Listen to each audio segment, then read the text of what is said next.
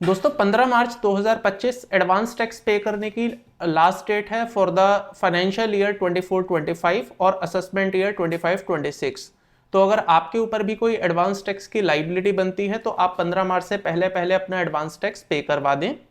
ध्यान रहे दोस्तों, यहाँ पर आप अपनी एडवांस टैक्स की लाइबिलिटी कंप्यूट करते समय अपनी एस्टिमेटेड इनकम कंप्यूट करेंगे, जिसमें आप सभी प्रकार की इनकम्स जोड़ेंगे, जैसे कि आपकी सैलरी की इनकम, हाउस प्रॉपर्टी की इनकम, कैपिटल गेन की इनकम और आपके पीजीवीपी प्लस अदर सोर्सेस की इनकम इंक्लूड करते हुए आप अपनी टैक्स लाइबिलिटी कंप्यूट करेंगे और उस पर बनने वाला जो भी आपका टैक्स होगा उसका 100% ऑफ द एडवांस टैक्स आपको इस लास्ट वाली इंस्टॉलमेंट में पे करना होगा। दोस्तों यहां पर एक चीज और ध्यान रखनी होगी आपको, अगर आपको कोई कैपिटल गेन की इनकम होती है जो कि 15 मार्च के बाद होने वाली है, इसका मतलब अभी आप सर्टेन नहीं है कि वो इनकम होगी या नहीं होगी। सिमिलरली अगर आपको कोई डिविडेंड की इनकम आती है जो कि एक्सेप्शनल इनकम है, आप पहले से डिटरमाइन नहीं कर सकते हैं, तो उसका एडवांस टैक्स आपको पे कराने की जरूरत नहीं है।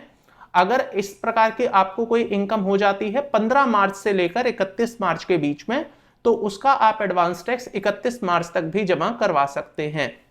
तो सिवाय कैपिटल गेन और डिविडेंड की इनकम को छोड़कर बाकी जो इनकम आपकी होती है जिसको कि आप एस्टिमेट कर सकते हैं, उन सभी का आपको एडवांस टैक्स 15 मार्च तक जमा करवाना होगा और ये आखिरी इंस्टॉलमेंट है। 100% ऑफ द टोटल टैक्स आपको पे करना पड़ेगा।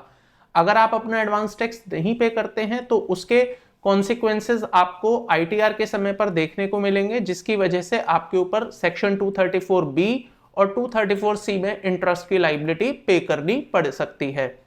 तो 15 मार्च से पहले पहले आप अपने एडवांस टैक्स को पे करवा दें। अगर आपको एडवांस टैक्स से रिलेटेड कोई और क्वेश्चन या क्वेरी है तो आप मुझे कमेंट में पूछ सकते हैं।